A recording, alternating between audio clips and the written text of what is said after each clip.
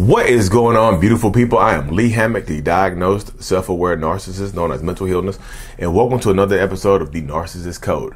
This is your first time seeing my face or hearing my voice.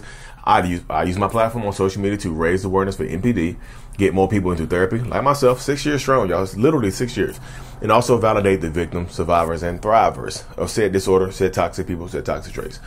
Today's episode is going to be talking about some signs of some red flags that you might have missed. Red flags to look out for about narcissists and toxic people. I have, six red flags that a lot of people might not talk about, y'all. So before we hop into this episode, y'all, check out the self-love brand. I'm strong. I love me. I'm strong. The link is in the description of every video and podcast that I do, y'all. But yes. So 6 red flags of narcissistic people, possible narcissistic people, y'all. And none of these red flags absolutely make somebody a narcissist. They don't, y'all. They just don't. Could these be toxic traits, something you need to watch out for? Absolutely, yes. These should be toxic traits or things that you should work out, things that you should look at and notice that somebody might not be ready for a relationship. Watch my show, Waving the Red Flag, every Thursday on YouTube, y'all. 9 p.m. Eastern Standard Time. Okay, the first red flag is no buffer between relationships. Like relationship hoppers. Like there's absolutely no buffer between relationships. They jump from relationship to relationship. It's like there's overlap in all their relationships. Like there's no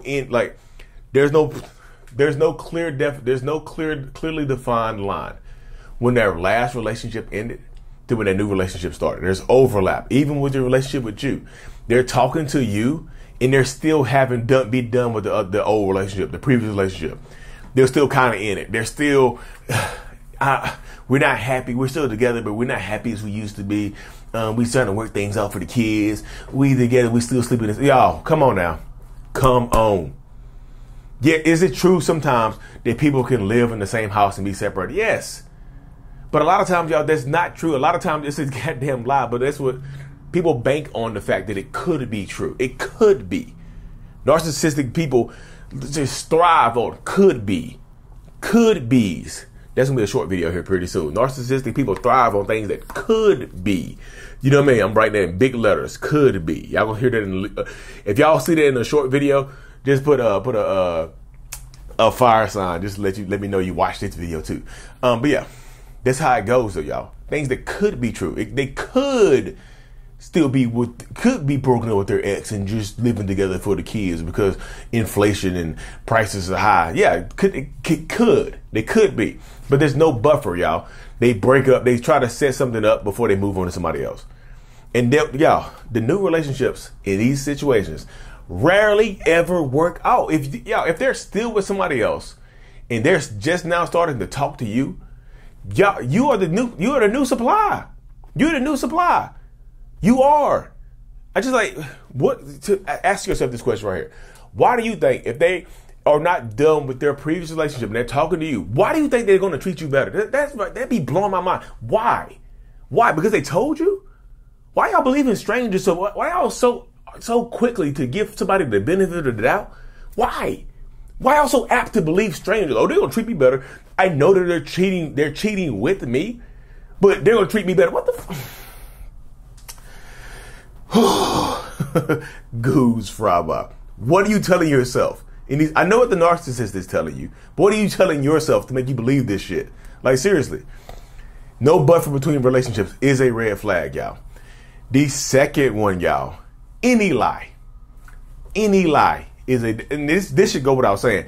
Any lie, anyone, if they lie to you in the beginning, they will, if y'all listen to this on the podcast, that flapping sound is a red flag. It's a red flag bird with wings. My red flag just got wings and it's flying everywhere. Any lie, I don't care how little it is, y'all. Any lie that you discover that they've told, leave them alone. Why would you, if they lie to you in the beginning, if they're building the foundation of your relationship on lies, why do you think they're going to stop lying to you? Why would you give them, again, y'all, the benefit of the doubt comes up again. Why? Ask yourself this question. Why? If they lie to you in the beginning and you discover it, Stop giving them second, third, fourth, fifth chances. Stop it. I don't care how physically attracted you are to this person, because y'all, physical attraction be beating some of y'all asses. Y'all can't get over how somebody looks to save your goddamn lives. Like, seriously. When your physical attraction to someone outweighs the red flag, then you're going to lose 10 out of 10 times. Any lie, I don't care how big it is, how small it is, any lie is a red flag. Any little white lie, any lie of omission is still a lie. Y'all, lies of omission, which mean leaving things out on purpose, are still lies. Half-truths are lies. Half-truths are whole lies. I don't care. That's a red flag. You know, I know people are like, believe that's obvious. No, it's not obvious to some people. It's not obvious to some people. It really isn't obvious to some people that a lie is a red flag. Or they lied to me because they care about me. They lied to me because I make them nervous. What the fuck? Could it be true? Yes. There you go again. Could be. Could be. Could be. It could be true. You see?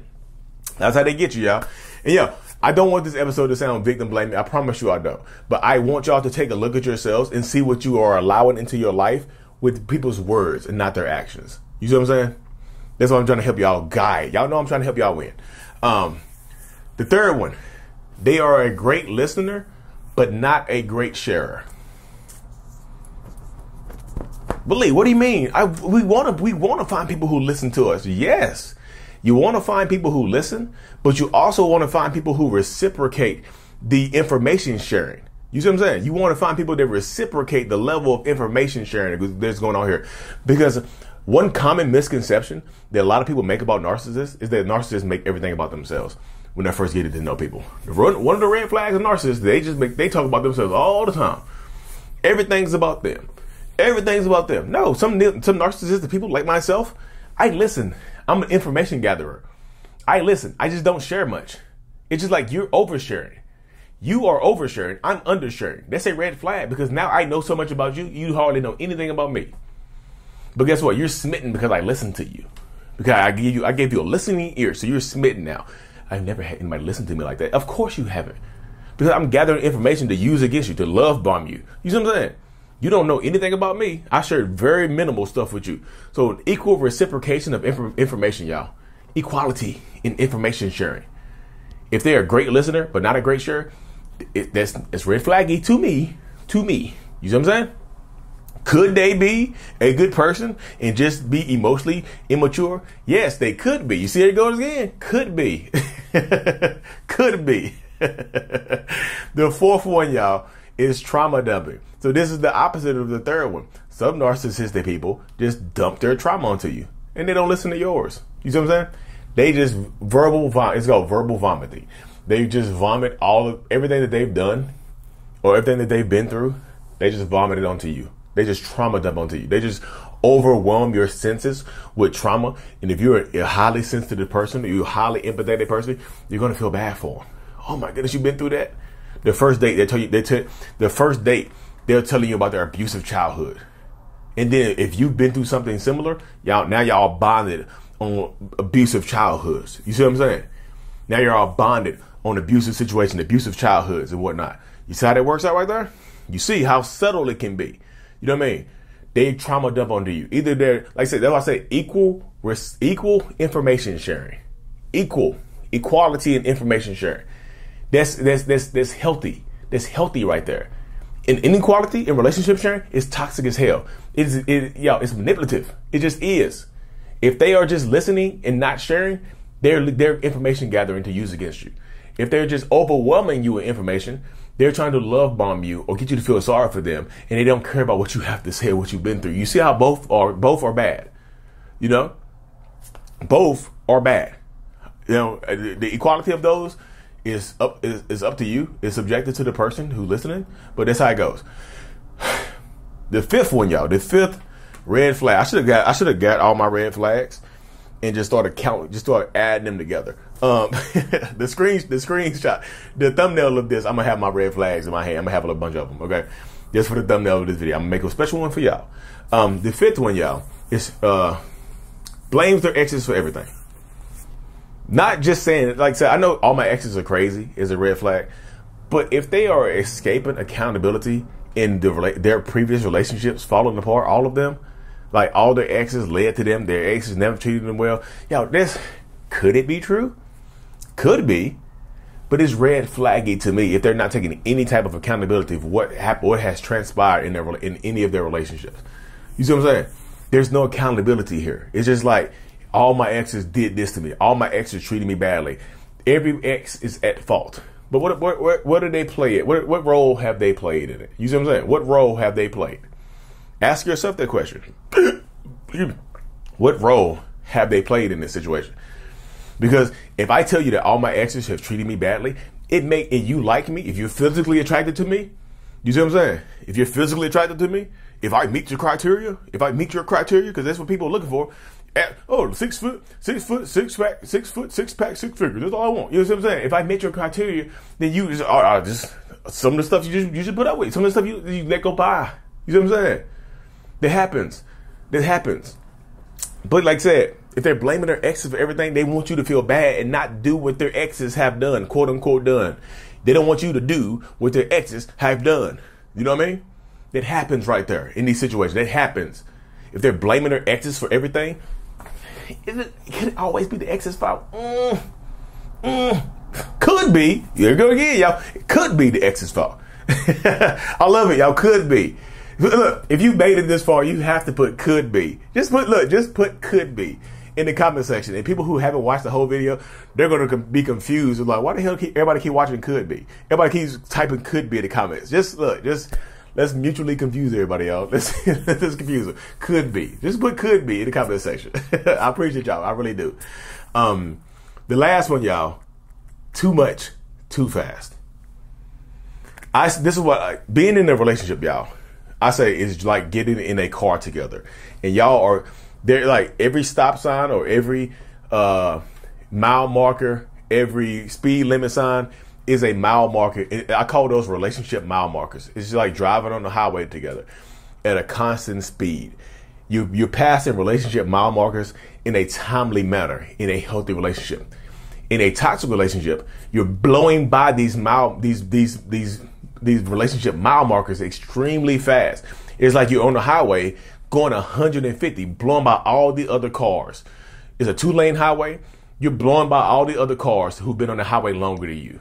You're blowing by your friends. Your friends are driving this Subaru. They're going 65 miles per hour. They're going the speed limit, right? They just got engaged. They've been together. They've been on this highway for 3 years. They just got engaged after 3 years. Y'all been together for 2 months. Y'all blew by them. Y'all already engaged. Y'all married.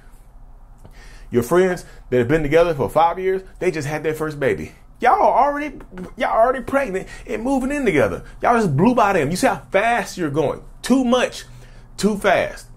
And when you're in this vehicle, it's kind of fun. It's a little scary, but like, listen, I'm going on for the ride. But what happens, y'all, when you're going super fast on the highway and you hit a speed bump out of nowhere? Or there's a curve that comes up. You don't have time to slow down. There's a curve that comes up. You're going right over the edge of the highway. And some of these highways are on the side of mountains, so you're going right over the edge of the mountain. You crash and burn. You see what I'm saying? Slow down. Speed is the weapon of narcissists, y'all. It just is. Speed is the weapon of narcissistic people. That's just the way it works. And this is me just conveying this to y'all. If y'all have more red flags, drop them in the comment section. I'll compile a list of some more red flags that I could have missed, that y'all thought of, that y'all have experienced, that you might have missed, but when you got out of it, you know it now. So just put could be, and drop a red flag. Drop what you think is a red flag in there that I could have missed, because I know there's plenty more red flags. This is just a list of 6 that I compiled on the way to the office. But thank y'all for tuning in. Make sure you like and subscribe for more, and of course, y'all, Mental Healness is out. Peace. Thanks for making it to the end of my video, y'all. If you haven't already, check out joining the channel memberships for behind the scenes perks, priority responses to the comments, and a few other things. Link in the description of every single video I do. Thank you so much.